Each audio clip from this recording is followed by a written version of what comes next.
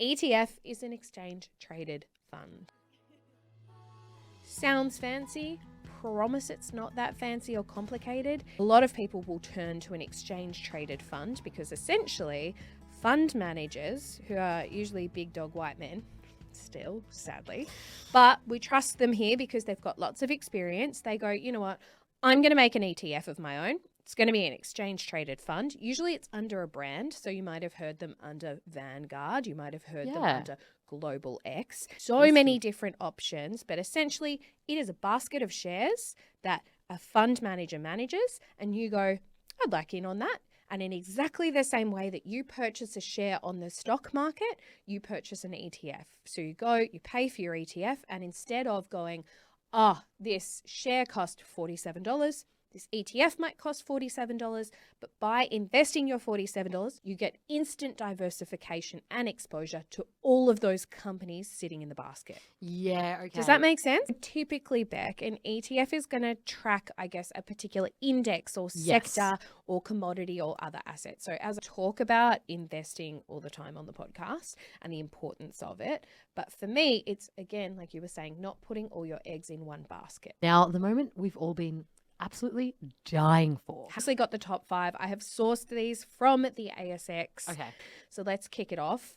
Are you ready? I'm so ready. Coming in at number 5, we have the Global X Semiconductor ETF. Okay. Something to do with trains, no?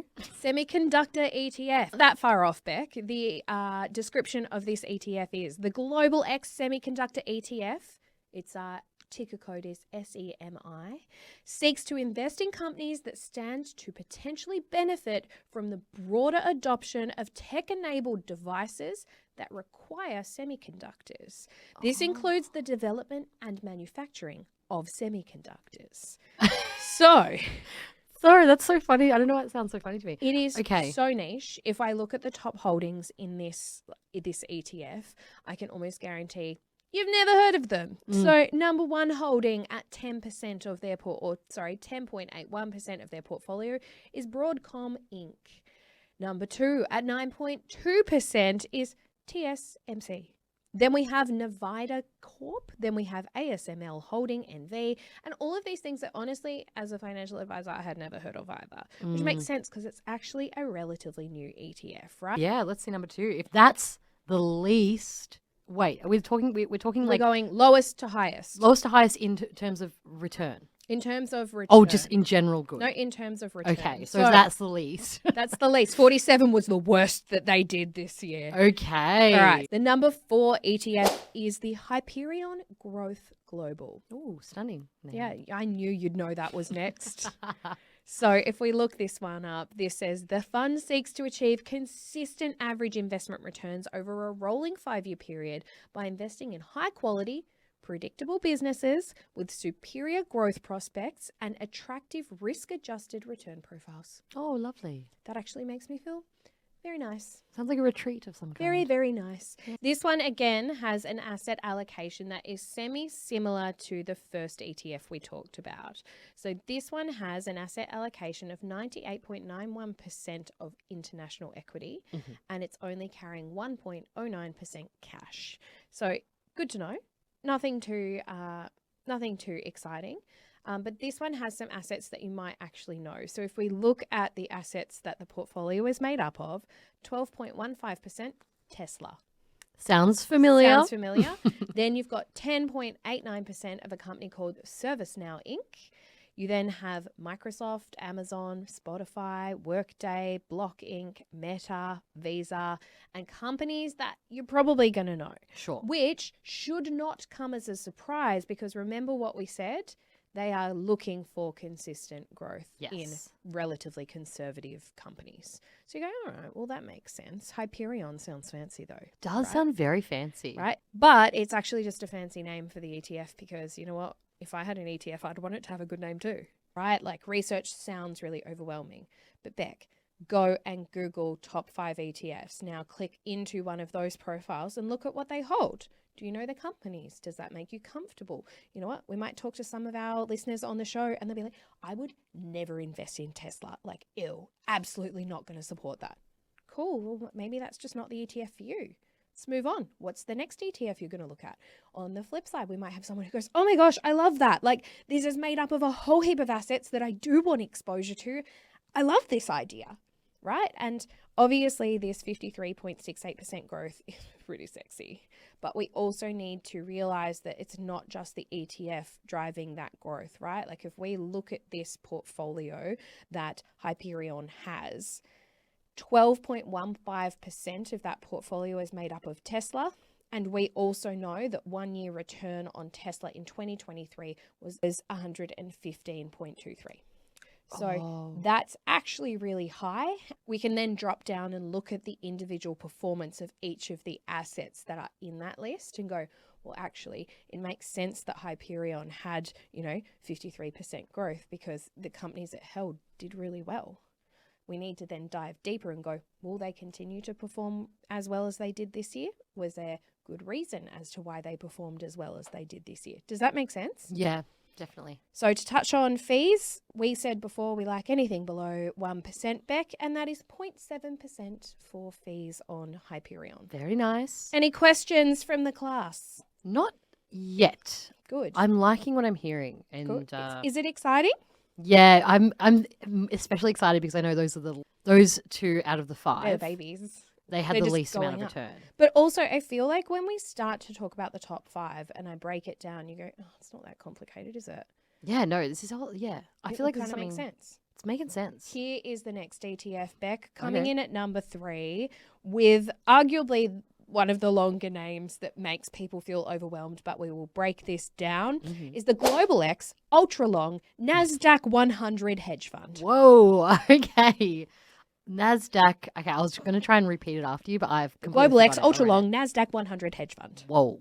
Yep, that comes in at a 1 year return, Beck, 83.19%. Whoa, that is so wild. good. They have a 3 year return. I bet you're assuming it's going to be high, but it's actually 5.64%. Huh. How does that work? We will break it down and explain exactly how this has happened. Thank you. So first things first, let's talk about the actual product. Sure.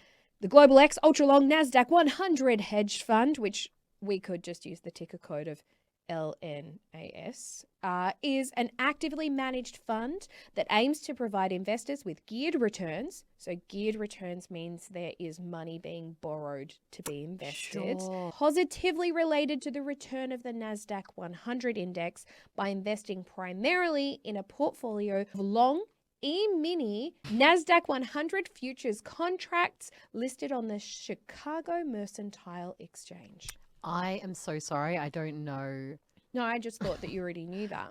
What's an E-mini? Yeah, we'll get to that. Okay. The objective of this fund is to provide investors with positively geared exposure to the NASDAQ 100. Positively geared borrowed money. Yes. So Okay. A geared investment means that it is borrowed money. Yeah. It's currency hedged. So that means that exposure to currency movements between, I guess, the US dollar and the Australian dollar is reduced.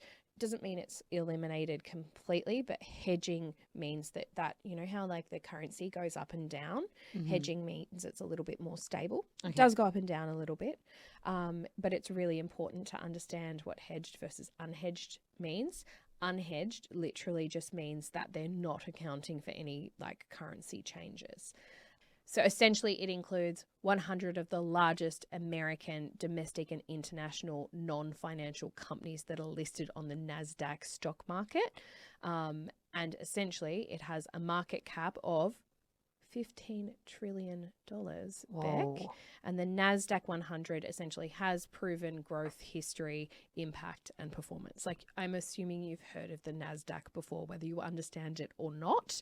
It's a word that it's on the telly all the time. It makes a lot of sense. It's made up of, I guess, the world's most popular companies. So I can guarantee you'll see Apple, Google, Intel, Tesla, all of those types of companies in there. Got ya. And of this, technology companies make up about 50% of the NASDAQ weighting. But I reckon a few people were like, what the heckin', when they found out that in 2023 they had an average rate of return of 83.19%. That's incredible. Wouldn't be mad. No, I'd probably keep my money in there, actually. Yeah. Would I invest more in it now, though? Maybe not, because past performance is not a reliable predictor of future performance, Beck. Just because they did it in 1 year doesn't mean they are going to do it consistently. Yes. The next one, coming in at number 2, it's actually another Global X ETF, Beck. They're doing very well. It's Global X FANG Plus ETF. Okay. That's FANG easier. sounds fancy, doesn't it? It does. The Global X FANG Plus ETF, its ticker code is going to come as no surprise. It is FANG. Easy. It seeks to invest in companies at the leading edge of next generation technology that includes household names and some newcomers. Oh. So that's nice for them. Do you know what the performance on that was? What? 84.29% Wow, for 2023. These technology companies, I feel like I think that's the main theme here. Is a lot of like techie sort of vibe. It does have historical performance. Yeah. So not 5 year, but it does have 3 year because its inception date. So essentially the date it was born is February 2020. Okay. So its 3 year return, pretty good to be honest. 17.03%. Oh, that is good. That's good for a 3 year return, especially in this economy. Yeah, seriously. Like after 2020, getting that greater performance, right? We're not mad. 84.29% though, that's pretty exciting. Yeah, that's really good. ETF is made up of a number of assets you would have heard of before. So you have Meta. Yes. As the number one holding, coming in at 10.63% of the portfolio. Then you have Alphabet, Tesla, Netflix, Microsoft, Amazon, Broadcom, Apple, all these companies that kind of make sense. It's obviously got a lot more, but those are some of the top holdings. Second highest is 84. I'm dying to know what number one is. All right. So number one has a return of 91.60%. Whoa, that's like For doubling, 2023. basically. That's a good deal. That's very, very, very good. I would like that consistently in my portfolio. Unobtainable, unrealistic, but that's not the point, right? Is it too much to ask? Is it too much to ask to get consistently good returns? So this fund, I think, is a bit rogue. And I say it's a bit rogue because I'm looking at it going, of course you are. Of course you are. Do you know what it's called? What is it? It's the Beta Shares. We like Beta Shares. They are, if you haven't heard of them, they are a really good ETF provider here in Australia. The Beta Shares Crypto Innovators ETF. Oh, crypto. And we all know how I feel about crypto. Yeah, this seems very controversial. It's a little bit spicy, but did you know you can buy crypto in the form of an ETF on the ASX? Bet you didn't know that. No, but what's the... Oh, so the ETF is... inside the ETF is crypto. It invests in crypto I technology companies. So the fund objective is to track the performance of an index before fees and expenses that provides exposure to global companies at the forefront of the dynamic crypto economy. Okay. So you're investing in companies that are, working with crypto, working on crypto. I'm looking at I'm on the Beta Shares website. So again, some of this is definitely marketing, but it does explain it very simply.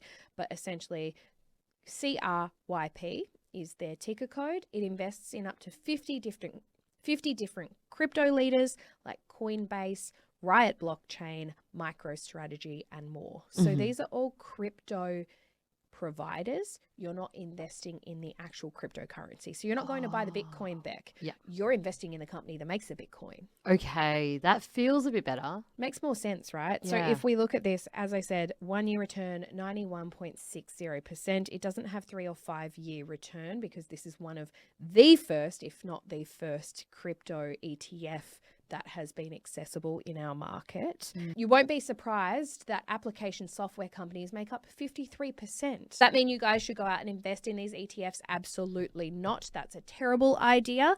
You need to do your research and understand what you're investing in and why. And obviously, as we went through the top 5, there were good reasons as to why they had that type of growth and that type of return. And usually it wasn't the ETF itself. It was some of the holdings inside of that ETF, and we had already identified Tesla was one of the main investments in a lot of those ETFs, and they're the ones that were carrying a lot of that weight. Yes, So I see. interesting to know, something to deep dive into. Hopefully that, like, I don't know, sparks some people's interest in doing some more research, because I promise it's not that complex. Yeah, it's not scary. It's not scary. It's actually really interesting. And once you start looking at it, you're like, oh, they did what? And then you go and look at another ETF and you're like, oh, spicy. Who's that? Like, I promise it's way more exciting than it sounds before you've gotten involved. Yes.